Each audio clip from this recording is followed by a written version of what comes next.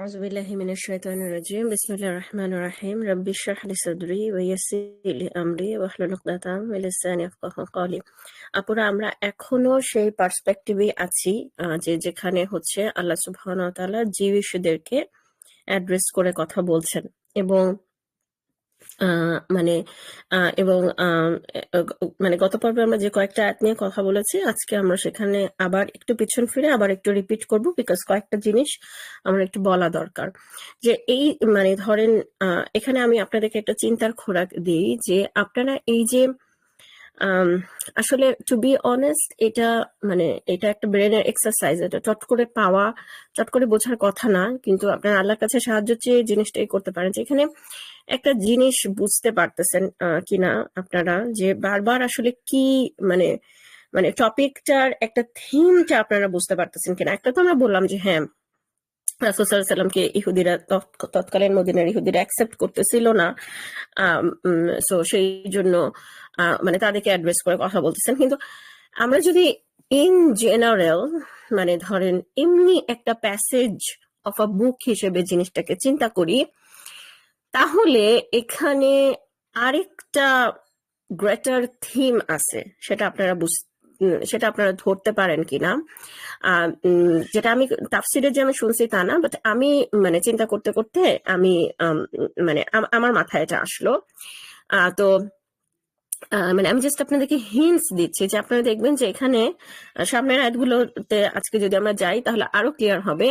যে আপনারা দেখবেন যে বারবার সুইচিং হচ্ছে।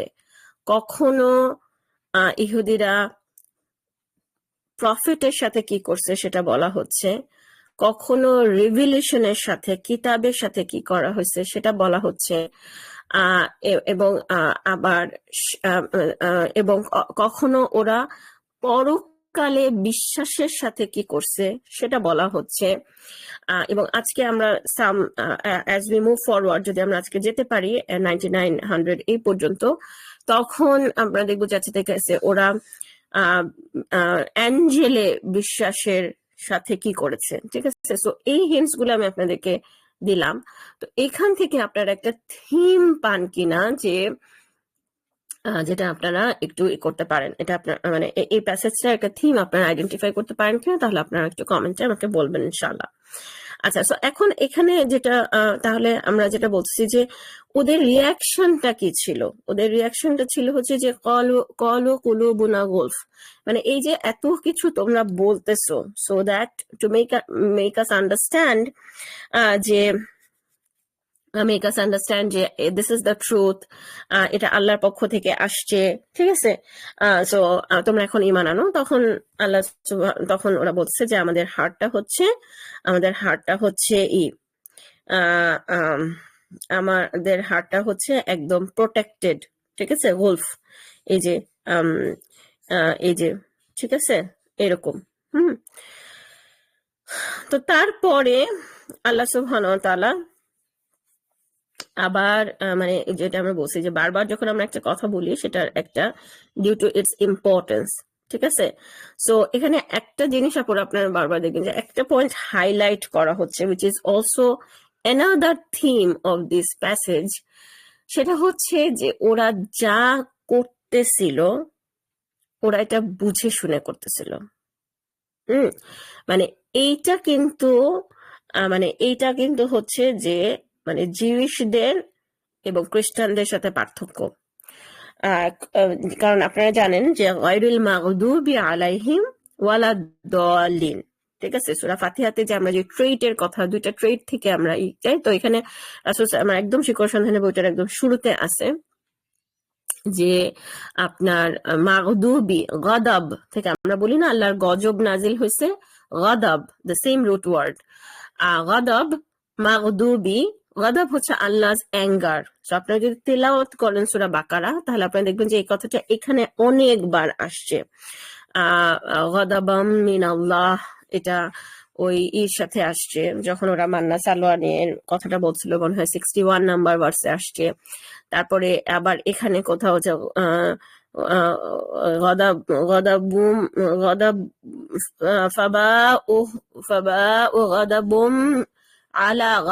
গদাবের উপরে গদব। ঠিক আছে, এটা আমার দেখতে হবে যে কোন আয়াতে আছে, ঠিক আছে? সো সো মানে এটা হচ্ছে আল্লাহ's অ্যাঙ্গার। আর দলালা, দলালা হচ্ছে ডিফারেন্ট, মানে ওরা দে ওয়েন্ট অ্যাস্ট্রে, মানে ওরা হচ্ছে যে মানে বিচ্যুত হয়ে গেছে পথটা থেকে, মানে ওরা আসলেই মানে confused, Trinity, god, son of god, হেন তেন। এবং এই জন্য আপনারা দেখবেন যে এই কথাটা কিন্তু আবার কোরআনে আছে যে খুব কম সংখ্যক ইহুদি, এটা মনে হয় সূরা বাকারাতেই আছে সামনে কোন একটা সময়ে, যে ইহুদিরা খুব কমই ইমান আনে। আপনি কিন্তু খুব কম জিউস কনভার্ট পাবেন, কিন্তু প্রচুর এখন যেসব কনভার্ট মোস্টলি তারা হচ্ছে ক্যাথলিক খ্রিস্টানস। কারণ হচ্ছে যে ওরা একটা ওরিয়েন্টেশন নিয়ে বড় হয় ছোটবেলা থেকে, তারপরে ওরা যখন ইসলাম মানে they are confused in between in their heart, কিন্তু ওরা জানে না যে ট্রুথটা কি। যখন ওরা ট্রুথের সাথে এক্সপোজড হয় তোরা ইনস্ট্যান্টেনিয়াসলি ওরা অ্যাকসেপ্ট করে ফেলে। কিন্তু এদের ব্যাপারটা হচ্ছে ডিফারেন্ট। এই জন্য দেখবেন যে মা আরফু, তারা তাকে চিনতে পারলো কিন্তু তারপর তাকে অবিশ্বাস করলো। তো এখন তাহলে বললাম যে তাহলে ওদের আরেকটা রেসপন্স হচ্ছে যে মানে আসলে আমাদের ঘটনাটা হচ্ছে কি, ধরেন আপনি কাউকে অনেকক্ষণ ধরে বুঝাইলেন যে আপনি কাউকে কোনো একটা কিছু কেনার জন্য, কোন একটা প্রোডাক্ট, আপনি একজন সেলস পার্সন, আপনি তাকে কনভিন্স করলেন যে আপনি আমাদের কাছ থেকে নেন, আমাদের প্রোডাক্টটা এত ভালো, হেন তেন, অনেকক্ষণ ধরে তাকে কনভিন্স করলেন। তখন সমস্ত কিছু শোনার পরে সে বলল যে আসলে আমি আমাদের ফ্যামিলির কেউ যদি সেল করে, তাছাড়া আমরা আসলে কারো কাছ থেকে প্রোডাক্ট কিনি না, ঠিক আছে, এইটা তারা বলল। সো তখন এবং এখানে আমি অ্যারাবিক কনস্ট্রাকশনের কথা বলছিলাম, যে অ্যারাবিক কনস্ট্রাকশনটা হচ্ছে যে আনজালাল্লাহু উনজিলা আলাইনা, they were focusing on ourselves. So এখানে কিভাবে একটা ব্যক্তি পূজা হয়, আত্মপূজা হয়, তো সেটা সেটা আমি পরে আবার ইনশাল্লাহ বলবো আমাদের জন্য ইমপ্লিকেশনের সময়। কিন্তু এইখানে তো তখন তখন ধরেন আপনি তখন রেসপন্স, ও আচ্ছা তাই, তোমরা তোমাদের ফ্যামিলির প্রোডাক্ট ছাড়া কেনো না, ফ্যামিলি মেম্বারদের, তাহলে আমি তো জানি যে তোমরা তোমাদের ফ্যামিলি মেম্বারদেরকে হত্যাও করছিলাম। হ্যাঁ, তো তখন হচ্ছে যে হোয়াট, কি বলতেছো? হ্যাঁ, মানে মানে মানে মানে হাউ ডিয়ার আর ইউ, যে তুমি আমাকে এই কথাটা বলতেছো যে আমি নাকি আমার ফ্যামিলি মেম্বারদেরকে হত্যা করছি, বা ধর আমি মানে তখন আল্লাহ সুবহানাহু ওয়া তাআলা আবার ব্রিঙ্গিং ব্যাক, রিমেম্বার মুসার সাথে কি করছিলাম?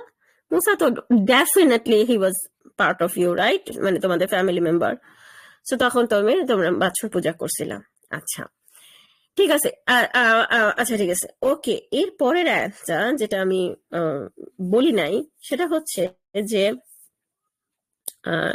এখানে একটা জিনিস আমি একটু অ্যাড করতে চাই, সেটা হচ্ছে দেখবেন যে আপনারা যদি অ্যারাবিকটা তেলাওয়াত করেন তাহলে আপনারা দেখবেন মিসাক, মিসাকাকুম, 83 তে আছে, 84 আছে, তারপরে আরো ওয়াইজ আখাযনা মিসাকাকুম ওয়া রাফা'না ফাওকাকুম তুর আগে আছে, আবার এখানে আবার আছে, ঠিক আছে, একই একই অংশ। মিসাক, মিসাক হচ্ছে, এটা খুব ইম্পর্টেন্ট একটা কনসেপ্ট, যে এটা হচ্ছে এটার অ্যারাবিক কোনোটেশনটা, এটার অ্যারাবিক মিনিংটা হচ্ছে যে এটা এমন একটা প্রমিস বা এমন একটা কভেনেন্ট যেটার সিরিয়াসনেস এর ব্যাপারে রেসিপিয়েন্ট অ্যাওয়্যার।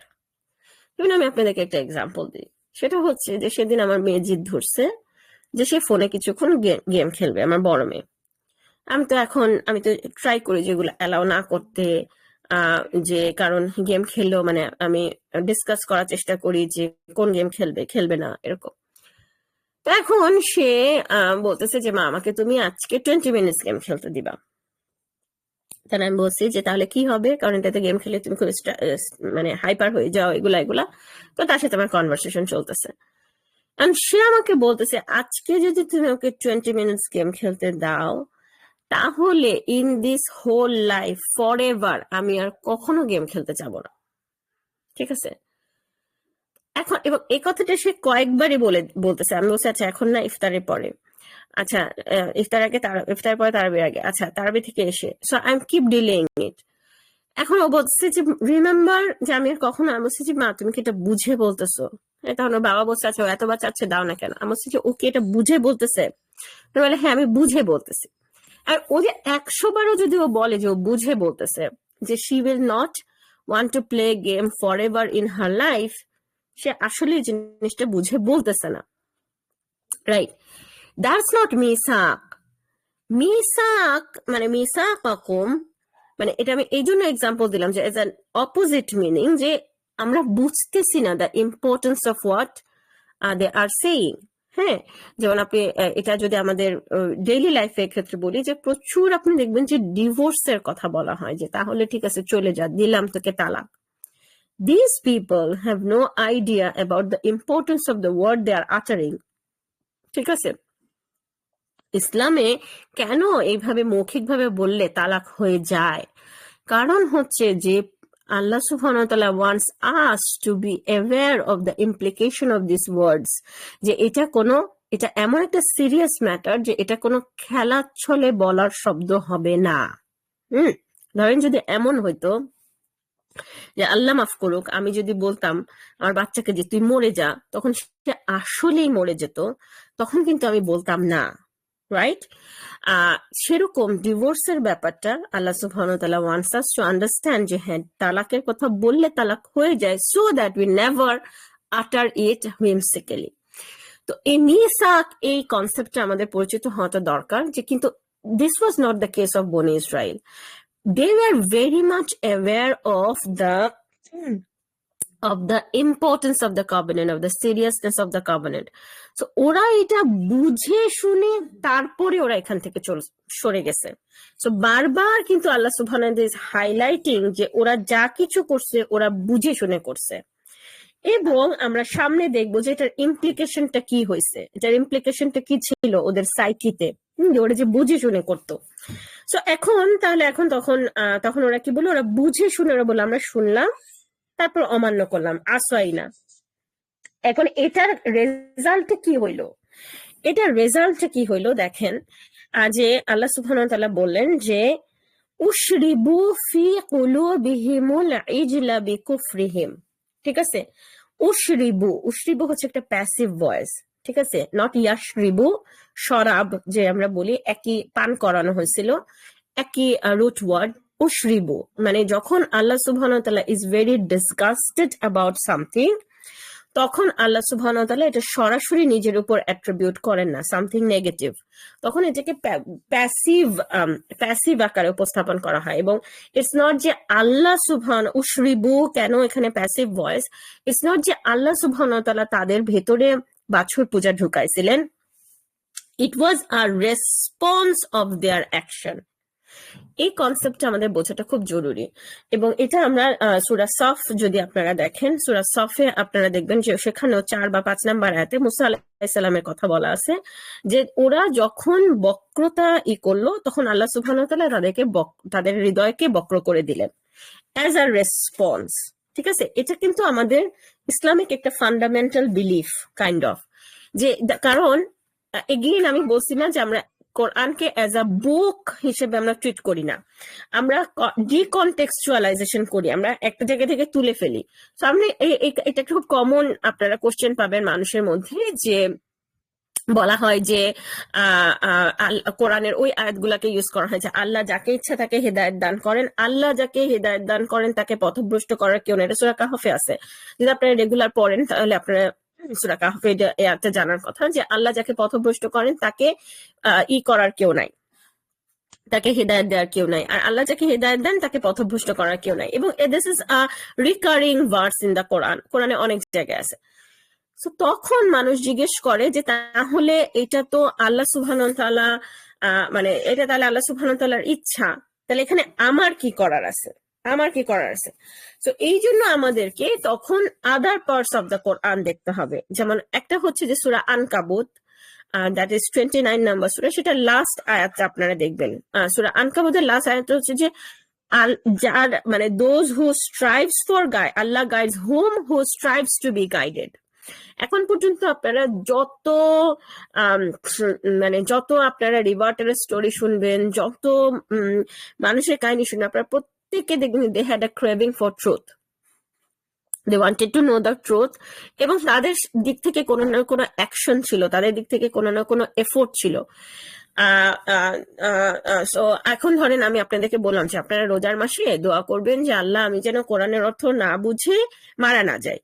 এই দোয়া করে আপনি যদি বসে থাকেন, তারপরে আপনি যদি বলেন আল্লাহ আমি তো দোয়া করছিলাম, nothing happen, no, it's not that. আমাদেরকে we have to take action, এবং as much as we can depending on our circumstance.